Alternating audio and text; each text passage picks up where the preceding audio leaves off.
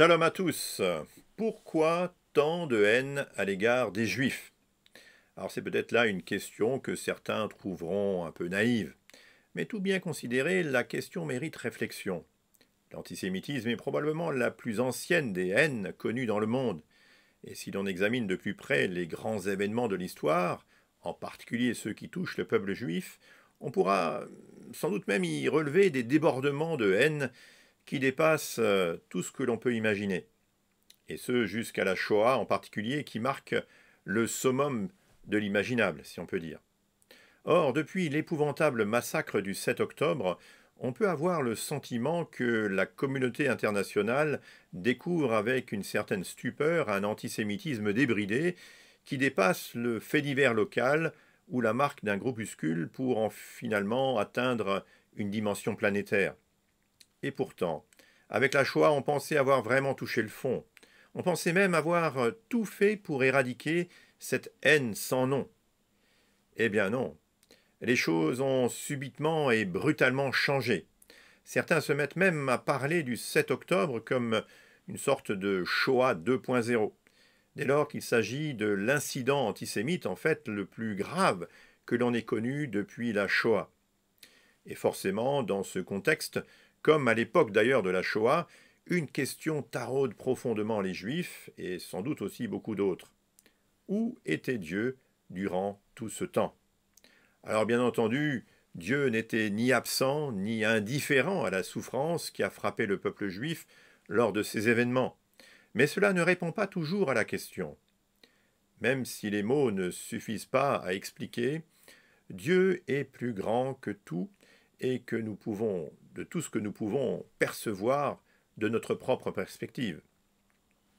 Le prophète Isaïe se contente de rappeler, marteler même peut-être, la réalité de l'histoire et ce a posteriori.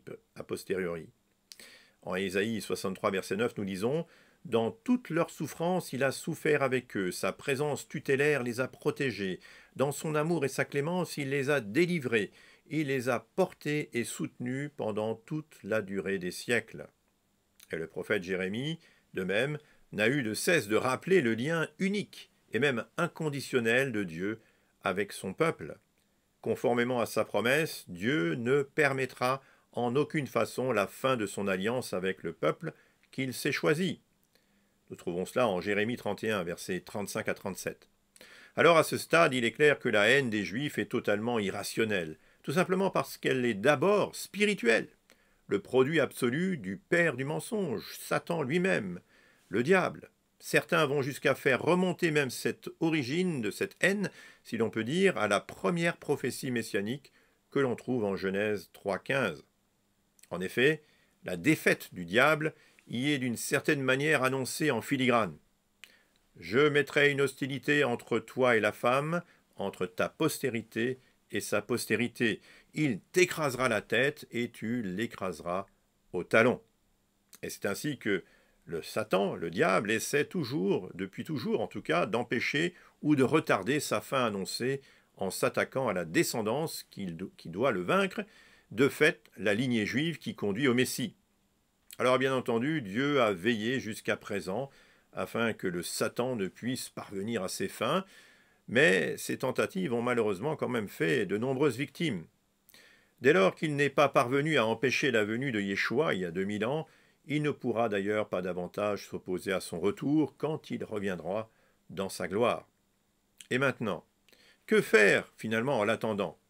Serons-nous de simples spectateurs passifs, quoique attentifs quand même, face au déferlement de haine qui va et qui vient, tels des vagues sur la plage, qui vont jusqu'à mouiller un instant nos pieds dans le sable? La plupart des gens qui affirment aimer le peuple juif, en fait, ont bien souvent un implicite « oui mais » à l'esprit. En d'autres termes, leur amour est conditionnel, conditionné à un comportement, une attitude éthique ou morale que devrait avoir, en définitive, le peuple juif, et ce à minima. En réalité, nous sommes tous tentés de conditionner nos sentiments d'une manière ou d'une autre. Est-ce bien? Est-ce mal? Il ne m'appartient pas de juger en la matière sans devoir m'examiner moi-même et reconnaître que j'agis bien souvent avec une certaine conditionnalité sous-entendu. Peut-être même que j'imagine Dieu agir de la même manière, modulant ses propres actions en fonction de mes propres comportements. Alors s'il en était ainsi, je serais bien vite déçu de Dieu, et ce avec raison. Heureusement, Dieu n'est pas ainsi. Sa grâce est plus grande, et son amour ne se mesure pas en fonction de nos actions et humeurs changeantes. Quant à notre amour pour Israël, son peuple, il se doit d'être le reflet, quoique imparfait, de celui de notre Dieu pour celui-ci. Car c'est un fait intangible, Dieu aime son peuple, Israël. Jérémie 31, verset 3, nous lisons « De loin le Seigneur m'est apparu, je t'aime d'un amour éternel, c'est pourquoi je te conserve ma fidélité. » Or, cet amour de Dieu pour Israël est en quelque sorte l'image de celui que Dieu porte, in fine, pour l'ensemble de l'humanité. En réalité, l'amour de Dieu pour son peuple est le miroir de ce qu'il ressent pour l'ensemble des êtres humains. Comment en effet imaginer un seul instant que Dieu délaisse la majorité des hommes au profit d'un petit groupe d'entre eux? Si donc l'amour de Dieu dépasse tout ce que l'on pourrait imaginer, il devient alors acceptable d'entendre de la part de Dieu des choix qui distinguent les destinées des uns ou des autres à la surface de la terre. Ainsi, Israël n'a pas été choisi pour ses mérites, pour ses vertus ou pour toute autre raison d'ailleurs que nous aurions mise nous-mêmes dans la balance. Non, Dieu aime et fait des choix qui nous échappent, des choix qui révèlent sa nature profonde finalement. Or, l'amour de Dieu pour son peuple est comme l'illustration de la grâce que Dieu exerce pour l'ensemble de l'humanité, une grâce qui ira jusqu'à ce don unique de Jésus, Yeshua, sur la croix. Le peuple d'Israël est alors à la fois un reflet et un modèle pour quiconque l'observe. Un reflet en ce sens que tous les hommes sont au bénéfice de la même grâce et d'un même amour.